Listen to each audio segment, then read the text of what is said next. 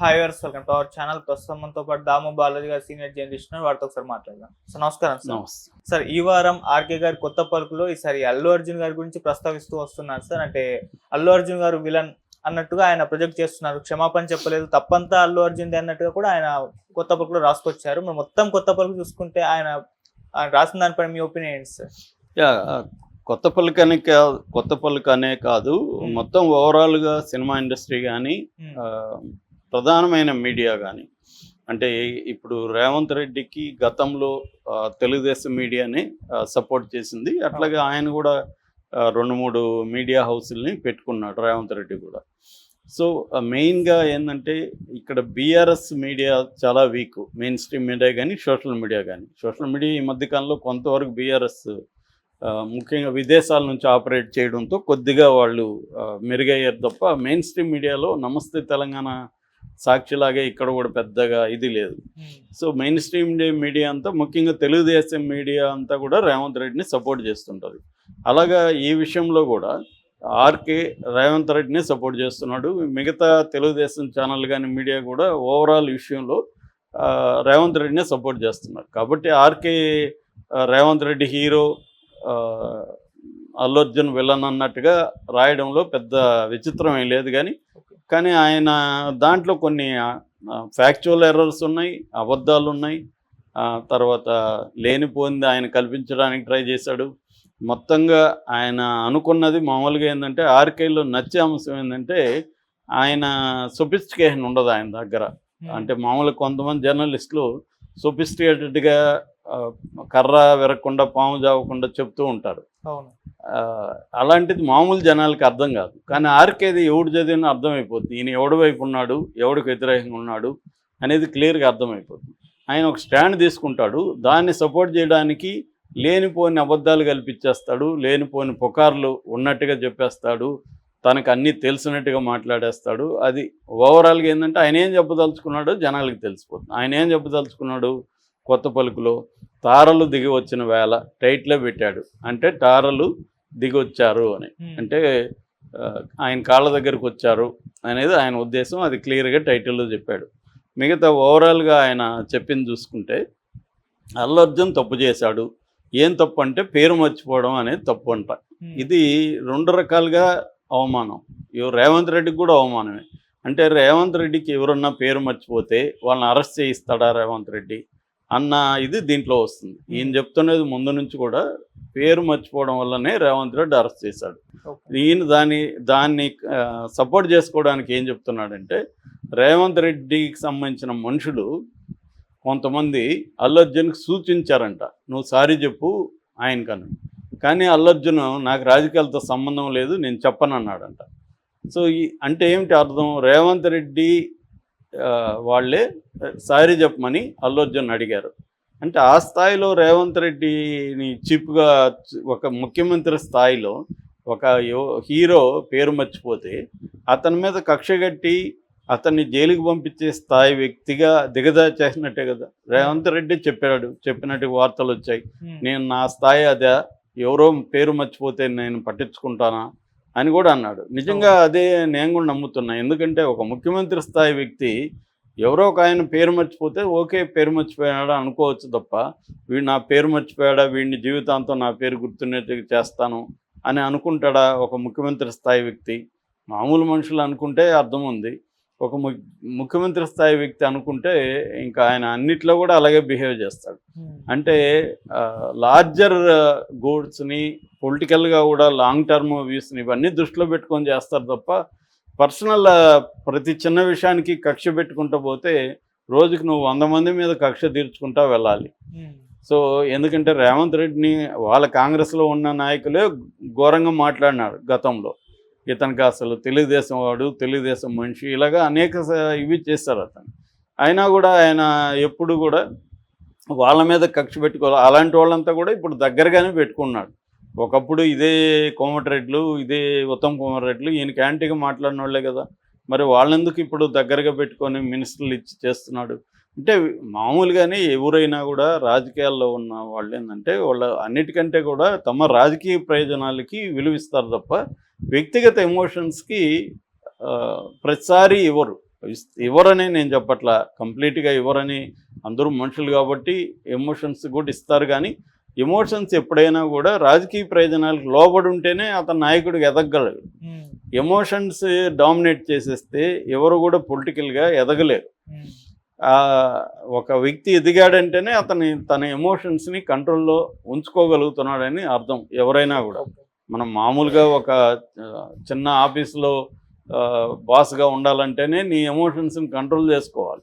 ఎందుకంటే ప్రతి ఒక్కరి మీద మనకు కోపం వస్తూ ఉంటుంది రోజు. దానంతా మనం వాళ్ళ మీద కక్షలు తీర్చుకుంటుంటే మనం ఆఫీస్ నడపలేం.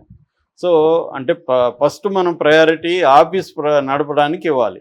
అట్లాగే రాజకీయాల్లో కూడా ఆయన రాష్ట్ర ప్రయోజనాలు, ఆయన రాజకీయ ప్రయోజనాలు, పార్టీ రాజకీయ ప్రయోజనాలు దృష్టిలో పెట్టుకొని ఏ విషయాన్ని ఆయన డీల్ చేస్తాడు తప్ప ఎవరో పేరు మర్చిపోతే ఆయన చేశాడని ఇతను రాస్తున్నాడు. దీన్ని ఎలా అర్థం చేసుకోవాలో తెలియదు నాకు. అట్లాగే అక్కడి నుంచి ఇంకా అల్లు అర్జున్ తప్పులు చేసుకుంటూ వచ్చాడు. ప్రెస్ మీట్ పెట్టడం రెండో పెద్ద తప్పు అని చెప్తాడు. ఇప్పుడు అసెంబ్లీలో అల్లు అర్జున్ ఎంత ఘోరంగా వ్యవహరించాడని సాక్షాత్తు ముఖ్యమంత్రి చెప్తే, అతనికి వెళ్ళి మా వాళ్ళు చెప్తే కూడా, చనిపోయారని చెప్తే కూడా అల్లు అర్జున్ నేను రానన్నాడు అని ముఖ్యమంత్రి ప్రకటిస్తే, అల్లు అర్జున్ అలా చెప్పలేదని చెప్పుకోవడం కూడా తప్ప, నేరమా? ప్రెస్ మీట్ పెట్టి అల్లు అర్జున్ ఏం చెప్పాడు? నేను అలా చేయలేదని చెప్పాడు. నువ్వు మరి రేవంత్ రెడ్డి చెప్తే తప్పు కాదు, నేను చేయలే, ఒక వ్యక్తిని రేవంత్ రెడ్డి అలాగ ఆరోపిస్తే తప్పు కాదు. అసెంబ్లీలో రేవంత్ రెడ్డి దగ్గర సాక్ష్యం ఉంటే కోర్టులో పెట్టి రేవంత్ రెడ్డి లేదా పోలీసులు అల్లు అర్జున్ది తప్పని నిరూపించాలి కదా. పబ్లిక్గా అసెంబ్లీలో అల్లు అర్జున్ విలన్ లాగా అతను ఎంత క్రూయల్ ఫెలో అంటే చనిపోయినారని చెప్తే కూడా అతను నేను రానన్నాడంట అని కదా ఆయన ఆరోపించాడు. మరి అది లేదనే కదా ఇతను చెప్పాడు. ఇతనికి ఆ ఫ్రీడమ్ లేదా? నేను తప్పు చేయలేదు, వాళ్ళ ఆరోపణలు కరెక్ట్ కాదనే కదా ఆయన ఏం ఇంకేమన్నా రేవంత్ రెడ్డి మీద ఒక మాట అన్నాడా? ఆయన పొలిటికల్గా ఏమన్నా అన్నాడా? అంటే అది కూడా లేదు, హ్యూమన్ ఫ్రీడమే లేదు. ఒక అధికారంలో ఉన్న ముఖ్యమంత్రికి ఎవరు తిరుగుబాటు చేయకండి, ఆయన ఆరోపిస్తే కూడా మూసుకొని ఉండండి అని చెప్పిస్తున్నట్టే కదా రాధాకృష్ణ ఏం చెప్తున్నాడంటే, ముఖ్యమంత్రి స్థాయి వాళ్ళకి కోపం తెప్పించకండి, ఆయన ఏదన్నా అన్నా కూడా మూసుకొని ఉండండి అని చెప్పిస్తున్నాడు. మరి ఇదే రాధాకృష్ణ గతంలో కేసీఆర్ ఆంధ్రజ్యోతికి వ్యతిరేకంగా నిర్ణయాలు తీసుకున్నప్పుడు మాత్రం పత్రికా స్వేచ్ఛ ఇవన్నీ గుర్తుకొచ్చి 1 year పాటు రోజు ఇదే మాట్లాడారుగా. అంటే ఇక్కడ ఏంటి, ఒక వ్యక్తి మీద ఆరోపణలు చేస్తే మామూలు సమాజంలో ఏం జరగాలి? ఆ వ్యక్తి మీద ఆరోపణలు చేసినప్పుడు, ఆ వ్యక్తి మీద కేసులు ఉన్నప్పుడు కోర్టులో ప్రూవ్ చేసి ఆ వ్యక్తికి లీగల్గా శిక్ష పడేటట్టు చూడాలి. కానీ అసెంబ్లీలోనో పబ్లిక్గా బయటనో అతన్ని దోషిగా నిర్ణయించే పరిస్థితి ఎవరికి కూడా లీగల్గా లేదు, చట్ట ప్రకారం లేదు. ఒకవేళ లీగల్గా ఉంటే అప్పుడు నిజానికి కోర్టులో కూడా అల్లు అర్జున్ నేను అలా చేయలేదని ఆర్గ్యూ చేసుకునే హక్కు కోర్టులో కూడా ఉంటుంది అతనికి. ప్రాసిక్యూషన్ చెప్తున్నది తప్పు, పోలీసులు చెప్తున్నది తప్పు, నేను అలా చేయలేదు, నాకు ఎవరు వచ్చి చెప్పలేదు అని చెప్పుకునే హక్కు అల్లు అర్జున్కి లేదా? That is is fundamental right. ఒక పెద్ద హీరో కాబట్టి ఆయనకేమి హక్కులు ఉండవా? అదే కదా జడ్జి గారు కూడా మాట్లాడారు. జువాడి శ్రీదేవ్ గారు ఏం మాట్లాడారు? ఒక పాపులర్ పర్సన్ అయినంత మాత్రాన, యాక్టర్ అయినంత మాత్రాన ఆయనకి హక్కులు ఉండవా అనే కదా ఆమె అడిగారు. సో ఈయనకి హక్కులు ఉండవన్నట్టుగా రాస్తున్నాడు ఎడిటోరియల్లో. ఒక సీనియర్ జర్నలిస్టు ఇలా రాయడం చాలా విచిత్రంగా ఉంది. అంటే వేరే నీకు నచ్చకపోతే వాళ్ళకి హక్కులు ఉండవా? వాళ్ళకి ఫ్రీడమ్ ఆఫ్ ఎక్స్ప్రెషన్ ఉండదా? అదే కదా ఆయన చేశాడు. అట్లాగే సినిమా బడ్జెట్ల గురించి 1350 కోట్లు పుష్ప 2 బడ్జెట్ అని రాశారు ఈయన. మరి ఇది ఎవరు చెప్పారు ఈయనకి 1350 కోట్లు? 1350 కోట్లు ఇప్పటి వరకు ఇండియాలోనే ఏ సినిమాకి పెట్టలేదు. సో ఆ స్థాయిలో పోనీ మనకి సినిమా చూసినా అర్థమవుతుంది కదా దీనికి 1350 కోట్లు దేనికి ఖర్చు పెట్టారని. సో ఇందులో 300 కోట్లు ఆయన రెమ్యునరేషన్ తీసుకున్నాడని రాశారు.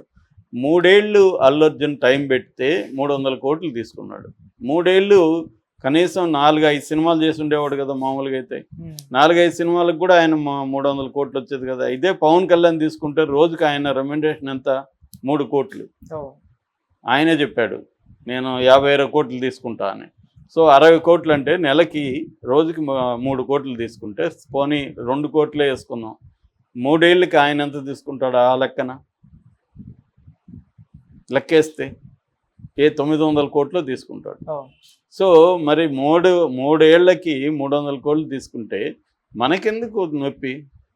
ప్రొడ్యూసర్ ఇచ్చాడు, ప్రొడ్యూసర్ ఊరికే ఇస్తాడా? ఆయనకి మార్కెట్ ఉంది. ఇవాళ ఆయన సినిమా 2000 కోట్లు చేస్తుంది, మరి అతను 300 కోట్లు తీసుకుంటే తప్పేముంది? చాలామంది ఏం చేస్తున్నారంటే రెమ్యునరేషన్లు తీసుకోకుండా వాటాలు తీసుకుంటున్నారు. వాళ్ళకి ఇంతకంటే వస్తుంది. కాకపోతే ఈయన రెమ్యునరేషన్ 300 కోట్లు తీసుకున్నాడు కాబట్టి ఇది ఫోర్బ్స్లో టాప్ 1లోకి వచ్చింది. నిజానికి షారుఖ్ ఖాన్ లాంటి వాళ్ళు ఏం చేస్తారంటే రెమ్యునరేషన్ తక్కువ తీసుకొని పర్సంటేజ్ తీసుకుంటారు. రజనీకాంత్ కానీ వీళ్ళందరూ, వీళ్ళకి ఇంకా ఎక్కువ వస్తుంది. ఇప్పుడు ఈయన కూడా అలాగే పర్సంటేజ్ తీసుకుంటే ఇంకా ఎక్కువ వచ్చేది 300 కంటే. ఎందుకంటే ఇది 2000 కోట్ల కలెక్షన్లకి వెళ్ళింది, ఆల్రెడీ 1700 దాటేసింది మొన్నటికే. సో ఇంకొక 2-3 రోజుల్లో, కాకపోతే వారం 10 రోజుల్లో అది 2000 కోట్లకి వచ్చేసే అవకాశం ఉంది. సో ఆ రకంగా అవన్నీ కూడా రాస్తున్నాడు. అట్లాగే ఏ సినిమాలు ఎలా తీయాలో కూడా రాస్తున్నాడు. అంటే ఇప్పుడు స్మగ్లర్ సినిమాలే లేవా? ఫస్ట్ అల్లు అర్జునే తీసాడు స్మగ్లర్ సినిమాలు. నిజ జీవితంలో స్మగ్లర్స్ ఉన్నప్పుడు సినిమాలో స్మగ్లర్స్ ఎందుకు ఉండకూడదు? నిజ జీవితంలో క్రైమ్ ఉన్నప్పుడు క్రైమ్ ఎందుకు ఉండదు? అసలు ఏ హీరో అన్నా క్రైమ్ చేయని హీరో అన్నాడా? మనకి యాక్షన్ సినిమాల్లో క్రైమ్ చేయని హీరో, 100 మందిని నరకని హీరో ఎవరన్నా ఉన్నాడా? ఇదే బాలకృష్ణ నరుగుతూ ఉన్నాడుగా సినిమాల్లో. సో మరి బాలకృష్ణని ఈయన ఎప్పుడన్నా రాశాడా ఇలాగా? అంటే క్లియర్గా ఏంటంటే ఈ వీళ్ళకి నచ్చకపోతే వాళ్ళని బ్లేమ్ చేసేయడం, వాళ్ళది తప్పు అనేయడం, వాళ్ళది ఇంకా ప్రతిదీ తప్పే, అడుగు వేసినా తప్పే, ముందుకేసినా తప్పే, వెనక్కి వేసినా తప్పే అన్న విధంగా రాస్తున్నారు. రెండోది, దీన్ని చదివిన వాళ్ళు ఆలోచిస్తారు కదా అన్న స్పృహ కూడా మనకు కనబడట్లేదు. సో అట్లాగే రేట్లు తగ్గించడం మీద కూడా జగన్ మొరటిగా డీల్ చేశాడు, రేవంత్ రెడ్డి సొఫిస్టికేటెడ్గా చేశాడు. నిజానికి రివర్స్. జగన్ అందరినీ గౌరవంగా చూశాడు, చిరంజీవి వాళ్ళకి భోజనం పెట్టాడు, వాళ్ళెవరు ఆరోపించలేదు. జగన్ని కలిసిన వాళ్ళు ఎవరు కూడా బయటకు వచ్చి ఆరోపించలేదు. ఇక్కడ అట్లా కాదు కదా, బయటకు వచ్చి నిన్న సురేష్ మాట్లాడాడు, తర్వాత ఆయన ఎవరు తమ్మారెడ్డి అయితే ఇంకా ఘోరంగా మాట్లాడాడు తమ్మారెడ్డి. ఆయన కాళ్ళ మీద పడాల్సిన అవసరం ఉంది, తలంచుకోవాల్సిన అవసరం ఉంది మనకి అని సినిమా ఇండస్ట్రీని బుద్ధి చెబుతూ మాట్లాడాడు. అంటే ఇక్కడ క్లియర్గా వీళ్ళందరూ, ముఖ్యంగా నాగార్జున లాంటి వాళ్ళు కూడా వెళ్ళి సేలవలు కప్పారంటే క్లియర్గా ఒక గాడ్ ఫాదర్ దగ్గరికి వెళ్ళి, గాడ్ ఫాదర్ని ఎలాగ అందరూ చేతులు ముద్దులు పెట్టుకునే సీన్ ఉందో గాడ్ ఫాదర్లో, రేవంత్ రెడ్డిది అలాగే కనబడింది. వీళ్ళంతా వెళ్ళి మనం కానీ ఆ దృశ్యాలు చూస్తే, ఒకరు మురళీమోహన్ ఎలా వంగి వంగి నమస్కారాలు పెడుతున్నాడు, ఈయన వెళ్ళి నాగార్జున వెళ్ళి ఎలా చేస్తున్నాడు, నాగార్జునకి యాంటీగా వాళ్ళ మంత్రి ఎంతో దారుణమైన కామెంట్స్ చేసింది. సో క్లియర్గా ఏంటంటే ఇక్కడ ఆస్తులు ఉన్నాయి కాబట్టి తెలుగు ఇండస్ట్రీ అంతా కూడా ఇక్కడ ఈయనకి సలాం కొట్టింది. అక్కడ జగన్కి ఎందుకు వీళ్ళు వ్యతిరేకించారంటే, జగన్ మనల్ని ఏం చేసుకుంటాడు, అతనికి మన ఆస్తులు అక్కడేమి లేవు కదా అన్న ద్వారం తప్ప, వీళ్ళు ఎవరైనా సరే సినిమా ఇండస్ట్రీ అనే కాదు, ఆంధ్ర వాళ్ళు ఎవరైనా తెలంగాణలో ఉంటే భయంతో ఉంటారు. ఎందుకంటే వీళ్ళకి ఇక్కడ ఆస్తులు ఉన్నాయి. నేను ఆ మధ్య కూడా ఒక ఇన్సిడెంట్ చెప్పిన, తెలుగుదేశంలో ఒక ఎమ్మెల్యే, అనంతపురం ఎమ్మెల్యే, అక్కడ తెలుగుదేశానికి సంబంధించిన ఒక వ్యాపారస్తుడిని విపరీతంగా అరెస్ట్ చేస్తుంటే, ఆ వ్యాపారస్తుడు లోకేష్ దగ్గరికి, చంద్రబాబు దగ్గరికి, అందరి దగ్గరికి పోయినా కూడా ఆ ఎమ్మెల్యే మాట వినలే. కానీ చివరికి హరీష్ రావు ఫోన్ చేసి బెదిరిస్తే మాట విన్నాడు. ఎందుకు? నీ ఆస్తులు ఇక్కడ ఉన్నాయి భయ్, చూసుకో, నువ్వు నీ ఆస్తులు నీకు దక్కవని డైరెక్ట్గా హరీష్ రావు ఫోన్ చేస్తే విన్నాడని నాకు ఒక వార్త చెప్పారు. అంటే ఏంటి, దీన్ని బట్టి అర్థమవుతుంది ఇక్కడ ఆస్తులు ఉన్నాయి కాబట్టి ప్రతి ఒక్కరు ఇక్కడ సీఎంలకి, ఇక్కడ ఉన్న రాజకీయ నాయకులకి భయపడే పరిస్థితి ఉంది. అంతకంటే ఏమీ లేదు ఇక్కడ నీతి న్యాయం వ్యవహారాలు ఏమీ లేవు. ఇక్కడ క్లియర్గా ఏంటంటే ఆర్థిక ప్రయోజనాలు దెబ్బతింటాయి కాబట్టి నాగార్జున అయినా ఇంకొకరైనా మన పరువు గిరువు తర్వాత సంగతి, ముందు ఆర్థిక ప్రయోజనాలు కాపాడుకోవాలని లొంగిపోయి చేశారు. దానికి అల్లు అర్జున్ని నిందించడం దేనికి? అల్లు అర్జున్ తప్పు చేస్తే కోర్టు ఉంది, లీగల్గా చర్య తీసుకోండి. అది వదిలేసి ఈ డ్రామా అంతా ఎందుకు? ఎవరికి తెలియదా? ప్రతి ఒక్కరికి తెలుసు. రెండోది 70% రేవంత్ రెడ్డిని సమర్థిస్తున్నారని ఈయన చెప్పాడు. ఏంటి దానికి? నీకు ఎలా తెలుసు 70% సమర్థిస్తున్నారని? నేను చాలా పోల్స్ చూశాను, దాదాపు మోర్ దెన్ 50% రేవంత్ రెడ్డిని వ్యతిరేకించారు. కాబట్టి ఇక్కడ మనకి ఒక ఆయన డిసైడ్ అయిపోయాడు అల్లు అర్జున్ తప్పని రాయాలని, దానికి తగినట్టుగా అన్ని చోట్ల రాసుకుంటూ వచ్చి సినిమాలు ఎలా తీయాలో కూడా ఆయన చెప్తున్నాడు. మరి సినిమాలు తీసి చూపించండి మీరు ఎలా తీయాలో. మంచి సినిమాలు ఎలా తీయాలో తీసి చూపిస్తే రేవంత్ రెడ్డి కూడా అదే చెప్పాడు, సినిమాల్లో మీరు వైలెన్స్లు పెట్టకండి అని. కానీ ఏ హీరో వైలెన్స్ లేకుండా ఏ హీరో ఉంటున్నాయి? మొత్తం ఇప్పుడు కేజీఎఫ్ పెద్ద హిట్ అయింది, కేజీఎఫ్లో మొత్తం వైలెన్సే కదా, అది వైలెన్స్ లేకపోతే కేజీఎఫ్ ఉందా? బాహుబలిలో వైలెన్స్ లేదా? ఏ సినిమాలో వైలెన్స్ లేకుండా పెద్ద హిట్ అవుతున్నాయి సినిమాలు, అవే చూస్తున్నారు. పుష్ప ఎందుకు మరి 2000 కోట్లు కలెక్ట్ చేసింది? భయంకరంగా వైలెన్స్ ఉందని జనం అనుకొని ఉంటాయి. నిజానికి వైలెన్స్ అంత ఉంటే ఏ సర్టిఫికేట్ ఇచ్చేవాళ్ళు? ఏ కూడా ఇవ్వలే పుష్పకి, యూఏ ఇచ్చారు. సో ఇక్కడ ఓవరాల్గా ఏంటంటే సినిమాలో వైలెన్సు, సినిమాలో ఎటువంటి థీమ్స్ తీయాలి, ఇవన్నీ చర్చ వేరే. ఓకే, ఇక్కడ చర్చించాల్సింది ఏంది? అల్లు అర్జున్ విషయం చర్చించేటప్పుడు అల్లు అర్జున్ ఫలాని విషయంలో తప్పు చేశాడా లేదా, అది కూడా మనం చర్చించడం. అంటే మనం తీర్పు ఇవ్వకూడదు, అనలైజ్ చేయొచ్చు అంతే. ఫైనల్గా తీర్పు ఇవ్వాల్సింది ఎవరు? కోర్టు. సో ఇక్కడ కోర్టు తప్ప అందరూ తీర్పులు ఇస్తున్నారు.